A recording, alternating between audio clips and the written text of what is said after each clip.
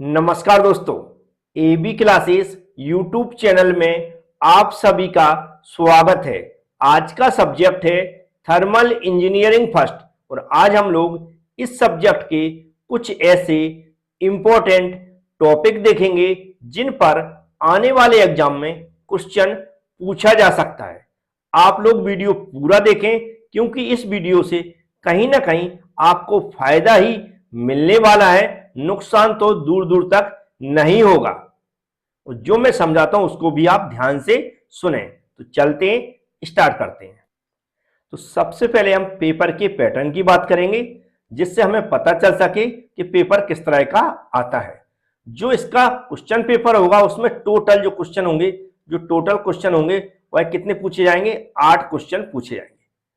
8 में जो क्वेश्चन रहते हैं 8 के अंदर, उसमें क्या रहता है? एक ऑब्जेक्टिव क्वेश्चन रहता है। कैसा रहता है? एक एमसीक्यू क्वेश्चन रहता है, ऑब्जेक्टिव टाइप। ये जो एमसीक्यू क्वेश्चन रहता है ये 10 नंबर तक का रहता है। 10 नंबर में वो कई यूनिवर्सिटी हैं उसमें 5 क्वेश्चन देते हैं 2-2 नंबर के। तो कई यूनिवर्सिटी ऐसी हैं जिसमें 1-1 नंबर के 10 क्वेश्चन भी दे देते हैं। तो ये तो डिपेंड करता है, लेकिन टोटल 10 नंबर के ही ऑब्जेक्टिव क्वेश्चन पूछे जाते हैं, एक कंफर्म है। अब यहाँ पर 10 नंबर के ऑब्जेक्टिव क्वेश्चन पूछे जाएंगे तो एक नंबर तो एक क्वेश्चन तो ऑब्जेक्टिव में चला गया, बचे हमारे 7 क्वेश्चन। ये 7 क्वेश्चन में 5 क्वेश्चन हमारे ऐसे होंगे जो कैसे होंगे? थ्योरी वाले होंगे। कैसे होंगे? थ्योरी वाले होंगे, जिनके बारे में हमें लिखना पड़ेगा। ये 5 क्वेश्चन के अंदर भी हमारे ए बी सी ऐसे ऑप्शन में बटे रहते हैं। कई बार ए बी अकेला ऑप्शन होता है तो कई बार ए बी सी 3 ऑप्शन भी होते हैं। क्योंकि जो पेपर में जो हमारे नंबर होते हैं उनका डिस्ट्रीब्यूशन कैसे होता है कि जो टोटल पेपर जो हमारा बनता है मैक्सिमम मार्क्स का, वह कितने का बनता है? 70 नंबर का बनता है। 70 नंबर में 10 नंबर का हमारा क्या होता है? एमसीक्यू होता है। बचे हमारे पास 60 नंबर। 60 नंबर में हम क्या करते हैं? 5 क्वेश्चन को हम क्या कर डिवाइड कर देते हैं। तो हमारा एक क्वेश्चन जो एक यूनिट बचती है, एक यूनिट बचती है तो कितने नंबर की बचती है? 12 नंबर की बचती है। 12 नंबर में अगर देखा जाए तो 2 नंबर का ऑब्जेक्टिव हो जाता है, टोटल हमारी 14 नंबर हो जाते हैं। मतलब एक यूनिट से कितने नंबर तक के क्वेश्चन पूछे जा सकते हैं? 14 नंबर तक के। इस चीज को आप बिल्कुल दिमाग में याद रखें ना कि हमारे एक यूनिट से 14 नंबर तक के क्वेश्चन पूछे जा सकते हैं और इससे अधिक भी पूछे जा सकते हैं, क्योंकि 2 क्वेश्चन एक्स्ट्रा दिए जा रहे हैं ऑलरेडी। तो 2 क्वेश्चन में जो क्वेश्चन आएंगे वो किसी ना किसी यूनिट से लिए जाएंगे, तो उस यूनिट से एक्स्ट्रा क्वेश्चन पूछे जाएंगे। तो इस तरह हम कह सकते हैं 14 नंबर तक का तो पूछा ही जाएगा, प्लस 7 नंबर का और पूछा जा सकता है एक यूनिट से। और हमें जो पासिंग मार्क्स चाहिए वह कितने चाहिए? 22। कितने में से? 70 नंबर में से। 70 नंबर में से हमें कितने चाहिए? 22 नंबर चाहिए पास होने के लिए। तो ये भी आप समझ गए होंगे, 22 नंबर पास होने के लिए चाहिए। और एक यूनिट कितने तक की पूछी जा सकती है? 14 नंबर तक की। तो इसलिए मैं जो बताने जा रहा हूं वो आप ध्यान से सुने। हमें जो भी यूनिट तैयार करना है वो एकदम सॉलिड करना है। हम मतलब यहाँ पर मैं इंपॉर्टेंट टॉपिक बताने वाला हूं, लेकिन मैं आपके लिए बता रहा हूं कि आप जो भी यूनिट पढ़ें उसको सॉलिड तरीके से अच्छे से तैयार कर लें। क्योंकि कोई भी अगर आप टॉपिक छोड़ते हैं और जो टॉपिक छोड़ते हैं और उसी पर क्वेश्चन पूछ लिया जाता है तो आपकी मेहनत बेकार जाएगी। और एक यूनिट तैयार करने के फायदे क्या होते हैं? आपको बहुत सारा फायदा मिल जाएगा, खासकर पास होने के लिए। क्योंकि अगर 14 नंबर में से आपको 10 नंबर भी मिल जाते हैं, एग्जाम में सभी क्वेश्चन फंस जाते हैं, तो 22 नंबर लाना बहुत आसान हो जाएगा, क्योंकि कुछ तो ऑब्जेक्टिव क्वेश्चन सही हो जाते हैं। तो तैयारी कैसे करना है? जो भी यूनिट हमें करना है वह सॉलिड करना है, पूरी तरह एकदम रट के जाना है। भला है आप 5 यूनिट में से 3 यूनिट ही तैयार कर लें, मतलब जो 5 यूनिट हो, टोटल कितनी यूनिट है? 5 यूनिट है। 5 में से आप 3 यूनिट ही भी तैयार कर लेते हैं तो भी आपका बहुत अच्छा पेपर जाएगा। कितनी? 3 यूनिट ही मिनिमम तैयार करते हैं तो भी आपका पेपर अच्छा जाएगा। बिल्कुल ये सोच के चलें। अगर आप 4-5 मतलब पूरी तैयारी करके जाते हैं तो बहुत अच्छी बात है, लेकिन पहले आप 3 यूनिट स्टार्टिंग की सॉलिड तरीके से तैयार कर लें, कोई भी टॉपिक उसमें से ना छोड़ें। इसी तरह आप तैयारी करेंगे। तो जो पहली यूनिट है वह सोर्स ऑफ एनर्जी है, एक सिंपल यूनिट है। यदि आप इसको एक बार अच्छे से पढ़ लेते हैं तो इसके बारे में आप मन से भी लिख पाएंगे। अब यहां से आप पढ़ना स्टार्ट कहां से करेंगे? रिन्यूएबल एनर्जी एंड यहां पर लिखा है नॉन रिन्यूएबल एनर्जी। इन दोनों में जो डिफरेंसेस होते हैं, जो अंतर होता है, रिन्यूएबल एनर्जी और नॉन रिन्यूएबल एनर्जी में जो अंतर होते हैं, जो डिफरेंसेस होते हैं, उनको आप बहुत अच्छे से पढ़ लें। इनको हम कह सकते हैं एकदम रट लें। इससे होगा क्या? जो एनर्जी के सोर्सेस हैं वो भी आपको बहुत अच्छे से समझ में आ जाएंगे। तो पहला क्वेश्चन हम लोग दोनों में डिफरेंसेस याद कर लेंगे। फिर जो आईएमपी क्वेश्चन हम इसलिए बोल रहे हैं, फॉसिल फ्यूल से लिखा हुआ है, इसको मैंने आईएमपी इसलिए बोला क्योंकि इस पर पिछले एग्जामों में कई बार क्वेश्चन पूछे गए। तो फॉसिल फ्यूल्स पर पिछले एग्जामों में क्वेश्चन पूछेगा, इसको मैं अंडरलाइन कर देता हूं। जो आईएमपी भी लिख दिया तो आप समझ जाएंगे इसको हमें रटना है, क्योंकि इस पर क्वेश्चन पूछने के चांस ज्यादा है। अब फॉसिल फ्यूल्स में पिछले एग्जामों में क्वेश्चन पूछा गया है, अब हो सकता है वो बदल दे, वो हो सकता है सीएनसी को डिफाइन करने के लिए बोल दे या फिर एलपीजी को बोल दे। तो फॉसिल फ्यूल्स के अंदर जो सीएनजी आती है और एलपीजी आती है, इसको भी आप पढ़कर जाएं, क्योंकि फॉसिल फ्यूल्स तो मैंने आईएमपी इसलिए लिखा है क्योंकि पिछले एग्जामों में इस पर क्वेश्चन बार बार पूछे गए। सीएनजी एलपीजी पर भी क्वेश्चन पूछा जा सकता है, तो इसको भी आप अच्छे से पढ़ लें। फिर वो एक और वेरी वेरी इंपॉर्टेंट टॉपिक आता है सोलर एनर्जी। ये सोलर एनर्जी, इस पर हमेशा एक क्वेश्चन पूछा जाता है एग्जाम, हमेशा एक क्वेश्चन पूछा जाता है, लेकिन सोलर एनर्जी से रिलेटेड जो टॉपिक हैं उनसे पूछा जाता है। जैसे सोलर एनर्जी में देखें जो यहाँ पर लिखा flat plate and concentric collectors, flat plate and concentric collectors हैं, इस पे इन दोनों में किसी एक पर क्वेश्चन पूछ लिया जाएगा। या फिर वो कई बार क्या करते हैं, जो इसकी एप्लीकेशन होती है सोलर एनर्जी की, जैसे फोटोवोल्टेक सेल हो गई और सोलर डिस्टिलेशन है, इन पर भी क्वेश्चन पूछा जा सकता है। तो जो सोलर एनर्जी का पूरा टॉपिक यहाँ पर लिखा हुआ है, इसमें एक क्वेश्चन पूछा जाना है और आपको बड़े आसानी से तैयार, बहुत आसानी से ये आपको याद हो जाएगा। कई डायग्राम भी इसमें, फ्लैट प्लेट कलेक्टर्स में भी डायग्राम है, फोटोवोल्टिक सेल में भी डायग्राम है, तो डायग्राम जरूर एक बार देख लें। फोटोवोल्टिक ऐसा टॉपिक है जिस पर पिछले एग्जामों में क्वेश्चन पूछे गए हैं, तो आईएमपी में लिख देता हूं। और यहाँ पर जो flat plate and concentric collector है, ये भी हमारा आईएमपी टॉपिक में रहा, इस पर भी क्वेश्चन कई बार रिपीट हुआ है। सोलर डिस्टिलेशन लिखा है, इस पर क्वेश्चन कम पूछा गया, लेकिन आगे पूछा जा सकता है, इसलिए इसको भी आप पढ़ के जाएं। जैसा मैं स्टार्टिंग में बता चुका हूं, एक यूनिट कैसे करें, सॉलिड तरीके से तैयार करें। अब यहाँ पर जो हमारी डिफरेंट टाइप्स की एनर्जी लिखी है, इनमें देखें तो जो टाइडल एनर्जी, इस पर क्वेश्चन पूछने के चांस ज्यादा बनते हैं, तो इसको हम आईएमपी लिख देते हैं। इसके अलावा जो यहाँ पर हमारी जियोथर्मल एनर्जी, इस पर भी क्वेश्चन पूछने के चांस ज्यादा बनते हैं, तो हम इसको भी आईएमपी लिख देते हैं। बायोगैस पर भी क्वेश्चन पूछने के चांस बनते हैं, इसको भी मैं आईएमपी लिख देता हूँ। अब ये तो मैंने एक आइडिया लगाया, पिछले एग्जामों में जिस तरह के क्वेश्चन पूछे जाते हैं उसके आधार पर ये भी मैं आईएमपी लिख देता हूँ। किसको? विंड एनर्जी को, विंड एनर्जी को।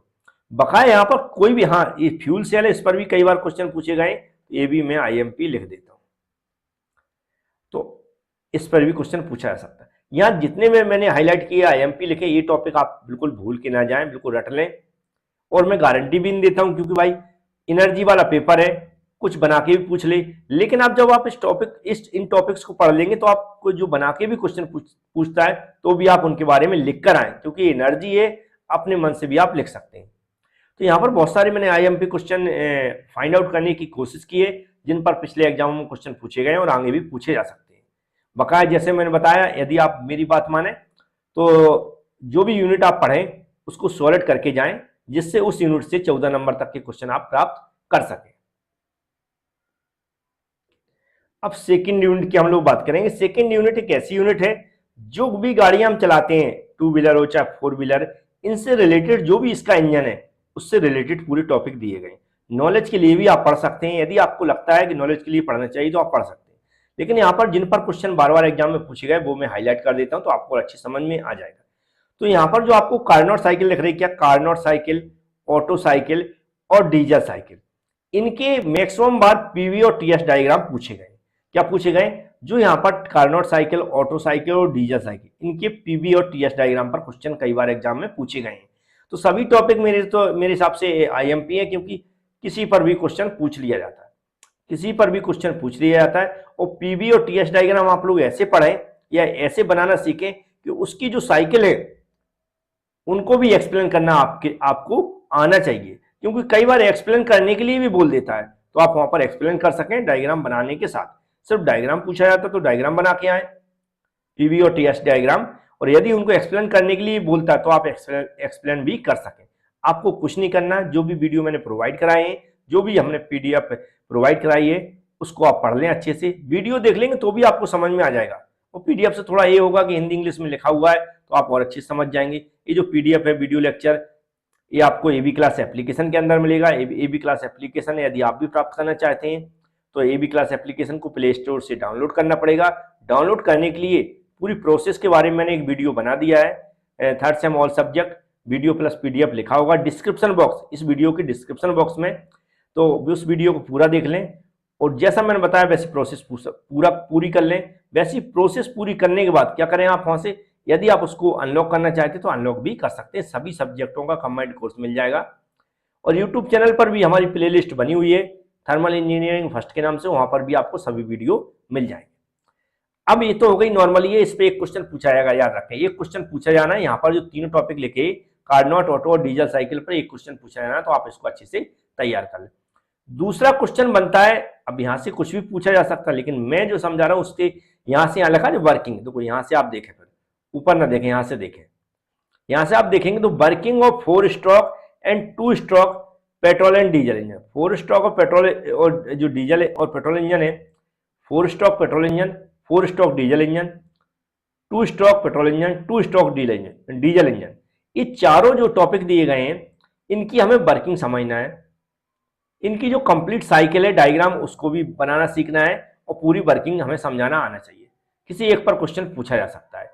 इसके अलावा इसमें जो रहता कंपैरिजन, आपको नीचे दिख रहे हो कंपैरिजन लिखा, तो 2 स्ट्रोक और 4 स्ट्रोक में कंपैरिजन हमें सीखना है।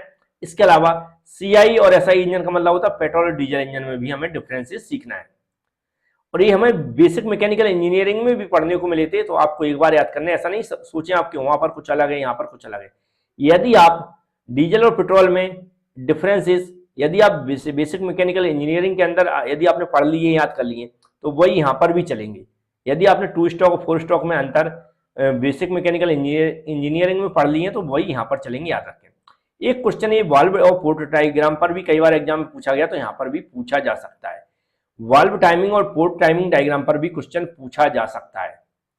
तो 2 पोर्शन यहाँ होगा इंपॉर्टेंट है, एक तो आपने यहाँ तक से अच्छी तैयारी कर लेना, दूसरा आपको यहाँ से और नीचे तक की तैयारी कर लेना। बकाया जो बीच का पोर्शन ऐसा है कि यदि आप एक वीडियो हमारा दिया है, तुमने देखा होगा IC engine, internal combustion engine की डिटेल्स के बारे में, इंटरनल कंबशन इंजन की पूरी डिटेल्स के बारे में मैंने एक वीडियो बनाया है। उस वीडियो को पूरा यदि आप देख लेते हैं तो सोच लीजिए आप यहां से लेकर और यहां तक समझ जाएंगे एक ही वीडियो में। यहां से लेकर यहां तक आप बड़े अच्छे से समझ पाएंगे एक ही वीडियो के अंदर, क्योंकि पीडीएफ पढ़ेंगे तो बहुत सारी डिटेल्स रहेगी उसमें, लेकिन वीडियो भी देख लेते तो भी आप एक्सप्लेन करना सीख जाएंगे।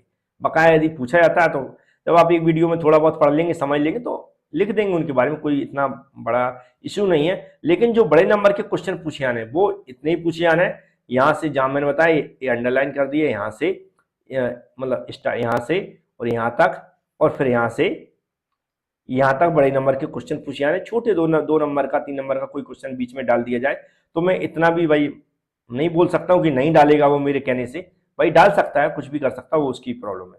तो सेकेंड यूनिट के बारे में भी आप समझ गए होंगे। यूनिट नंबर है 3, याद रखें।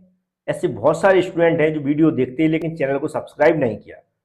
चैनल को सब्सक्राइब करके जरूर रखें। चैनल को सब्सक्राइब करने के बहुत सारे फायदे हैं। एक तो एग्जाम आने वाले हैं, बहुत सारी वीडियो में डालता रहता हूं तो उसकी नोटिफिकेशन पहुंच जाएंगे। इसके अलावा चैनल को सब्सक्राइब करने से अभी आप 3rd सेम में, 4th सेम में, 5th सेम में, 6th सेम में आपको कंटिन्यू स्टडी करना है, और कहीं ना कहीं मुझे लगता है आपको हेल्प ही मिलती होगी। हमारी वीडियो से कोई नुकसान नहीं होने वाला है, इसलिए चैनल को सब्सक्राइब कर लें, बेल आइकन पर क्लिक जरूर कर लें और वीडियो लाइक कर दिया करें, उससे भी आपका कोई नुकसान नहीं होने वाला है। अब हम बात करते हैं 3rd चैप्टर की। 3rd चैप्टर में यदि हम बात करें तो जो कार्बोरेटर यहाँ पर आप दिख रहा है सिंपल लिखा, सिंपल एंड जेनिथ कार्बोरेटर, ये दोनों कार्बोरेटर में से किसी एक पर क्वेश्चन पूछा जाता है। पिछले एग्जामों में अभी तक ऐसा होता रहा है, कार्बोरेटर पर एक क्वेश्चन पूछा जाता है, हो सकता है आगे भी पूछा जाए, आप तैयारी करके रखें, मतलब ये तो मैं गारंटी नहीं देता हूं, लेकिन पूछा जाता है, हो सकता है आगे भी पूछा जाए। 2 ही टॉपिक हैं कार्बोरेटर से रिलेटेड, एक तो सिंपल कार्बोरेटर हो गया, उसकी कंस्ट्रक्शन एंड वर्किंग, और दूसरा हो गया हमारा जेनिथ कार्बोरेटर, इसका भी कंस्ट्रक्शन एंड वर्किंग। फिर हम यहाँ पर देखेंगे तो फिर जो क्वेश्चन और बनते हैं, जो इंपॉर्टेंट क्वेश्चन बता रहा हूँ, मतलब बहुत सारे क्वेश्चन बन सकते हैं, लेकिन जो बिल्कुल वेरी वेरी इंपॉर्टेंट, जहां से क्वेश्चन सबसे ज्यादा बनते हैं, कूलिंग सिस्टम की बात करें तो एयर कूलिंग और वाटर कूलिंग, और यहाँ पर लिखा जो हमारा थर्मोसिम्पसन, ये जो तीनों मेथड है कूलिंग सिस्टम की, इन तीनों में से एक क्वेश्चन भी पूछा जा सकता है। तो एक तो हमारी कौन सी एयर कूलिंग हो गई, दूसरा हमारा वाटर कूलिंग हो गया, सिस्टम हो गया हमारा, और तीसरा हो गया थर्मोसिम्पसन मेथड। तो ये जो कूलिंग सिस्टम मेथड है, इस पर भी किसी एक पर क्वेश्चन पूछने की संभावना ज्यादा से ज्यादा रहती है। तो ये भी आप समझ गए होंगे, क्वेश्चन यहाँ से भी पूछा जा सकता है। यदि हम आगे बात करें, रेडिएटर हो गया, फोर्स हो गया, डिस्क्रिप्शन हो गया, comparison of air cooling water, ठीक है। अभी आप एयर कूलिंग और वाटर कूलिंग में यदि पढ़ लेते हैं तो यहाँ पर देखो लिखा, टॉपिक लिखा है कंपेरिजन एयर कूलिंग और वाटर कूलिंग। तो ये कंपेरिजन वगैरह इस पर मैं हाईलाइट इसलिए नहीं कर रहा हूँ क्योंकि ऑलरेडी मैंने बता दिया, जब आप एयर कूलिंग पढ़ लेंगे, वाटर कूलिंग पढ़ लेंगे तो उसमें डिफरेंसेस क्या हो सकते हैं वो आपको वैसे ही पता चल जाएगा। फिर क्वेश्चन बनते हैं हमारे, जो यहाँ पर दो टाइप्स के लिखा हुआ, बैटरी कॉइल इग्निशन सिस्टम, क्या लिखा, बैटरी कॉइल इग्निशन सिस्टम और जो मैग्नेटो इग्निशन सिस्टम, इन दोनों में से भी किसी एक पर क्वेश्चन पूछा जा सकता है। किसी एक, नॉर्मल लिखा डिस्क्रिप्शन और वर्किंग हमें समझाना है, और या तो कंपेरिजन, दोनों में जब दोनों टॉपिक याद कर लेंगे तो कंपेरिजन पर भी क्वेश्चन पूछा जा सकता है। तो दो ही टॉपिक हैं, इनको अच्छे से पढ़ लें। फिर नेक्स्ट क्वेश्चन बनता है हमारा लुब्रिकेशन सिस्टम से। किससे? लुब्रिकेशन सिस्टम से। तो लुब्रिकेशन सिस्टम का इंट्रोडक्शन हमें अच्छे से पता होना चाहिए, क्या पर्पज है, क्यों लुब्रिकेशन किया जाता है, ये सब कुछ हमें पता होना चाहिए। और डिफरेंट टाइप्स के जो लुब्रिकेशन सिस्टम है तो वह यहाँ पर वैसे सिलेबस में तो नहीं दिए गए, लेकिन जो सिलेबस में हमें लुब्रिकेशन सिस्टम में एक दो टाइप के खासकर पढ़ लेना, पेट्रोल जो भी हमने समझाए हैं कम से कम उनको एक दो को देख लेना, क्योंकि कई बार क्या होता है, टाइप्स ऑफ लुब्रिकेशन सिस्टम यहाँ लिखा, क्या टॉपिक में क्या लिखा, टाइप्स ऑफ लुब्रिकेशन सिस्टम। तो जो डिफरेंट टाइप्स के लुब्रिकेशन सिस्टम होते हैं उन पर भी क्वेश्चन पूछा जा सकता है, तो इसको अच्छे से कर लें, लुब्रिकेशन सिस्टम पर भी। और जो गवर्निंग लिखा है, क्या लिखा, टाइप्स ऑफ गवर्निंग, इस पर पिछले ही एग्जाम में क्वेश्चन पूछा गया था। टाइप्स ऑफ गवर्निंग पे पिछले एग्जाम में क्वेश्चन पूछा गया था।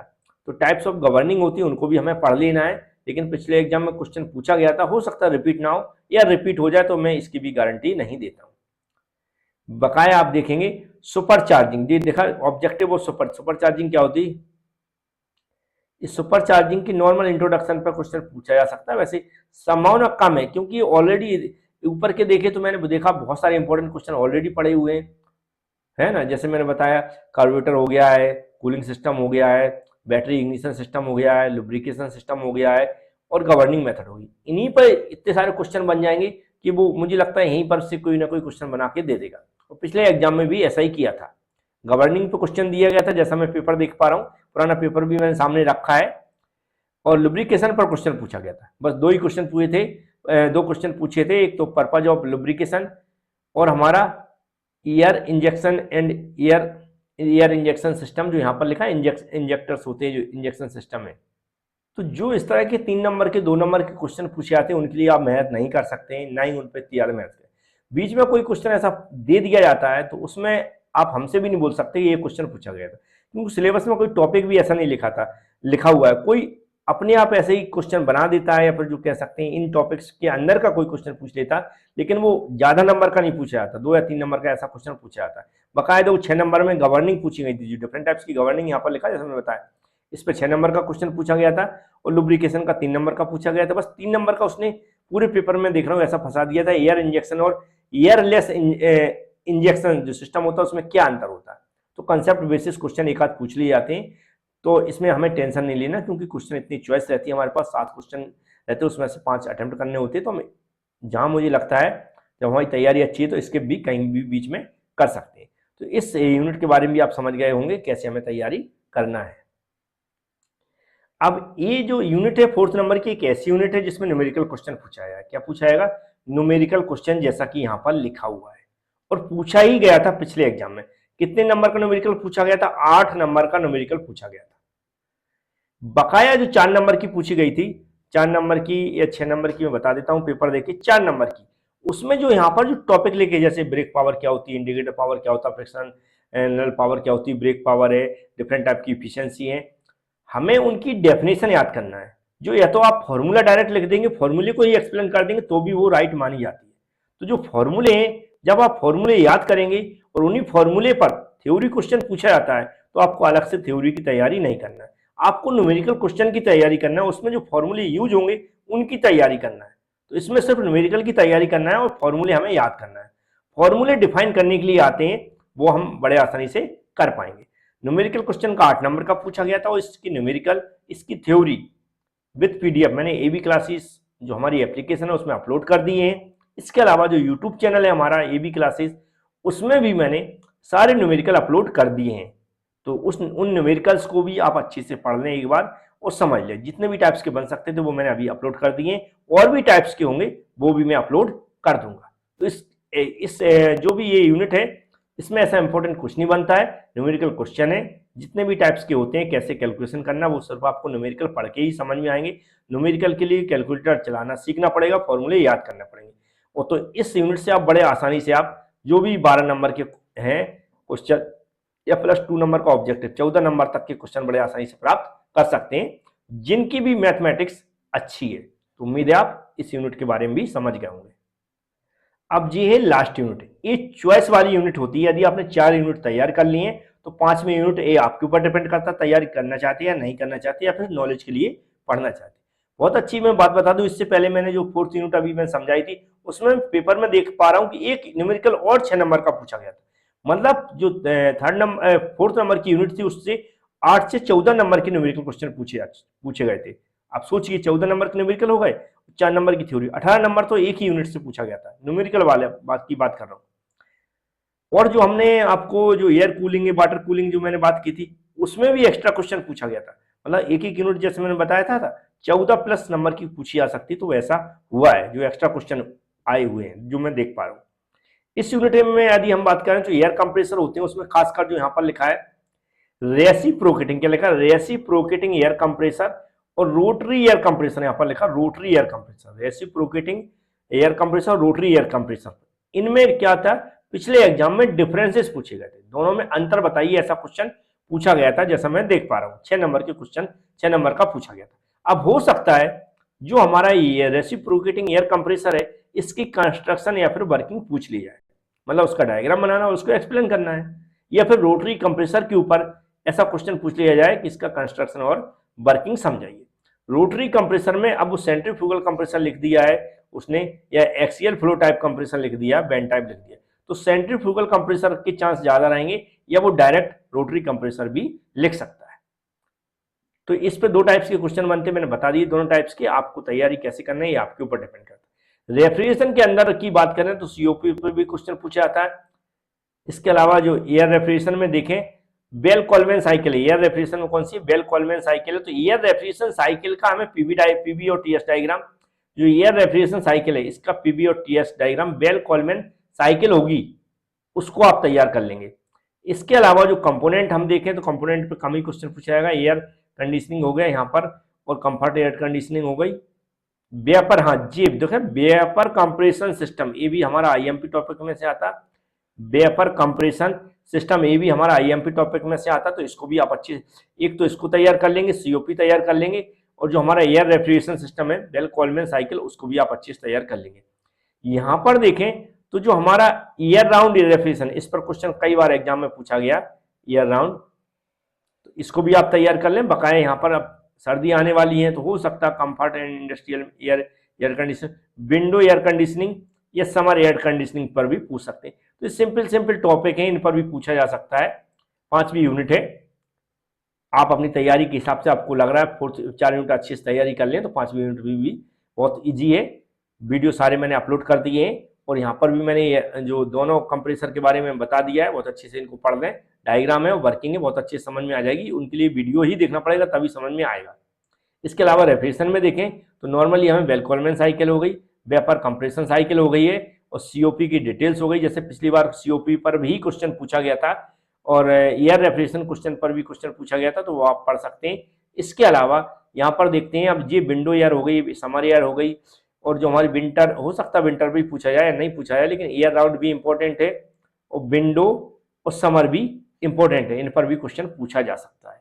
बकाया जो कंपोनेंट है उन पर क्वेश्चन कम पूछे आएंगे, उनके चांस कम है। तो जिस तरह मैंने बताने की कोशिश की यहाँ पर, इस तरह आप तैयारी करें, जरूर आपको एग्जाम में फायदा मिलेगा। वीडियो को लाइक करके ही वीडियो को कट करें। Thank you friends.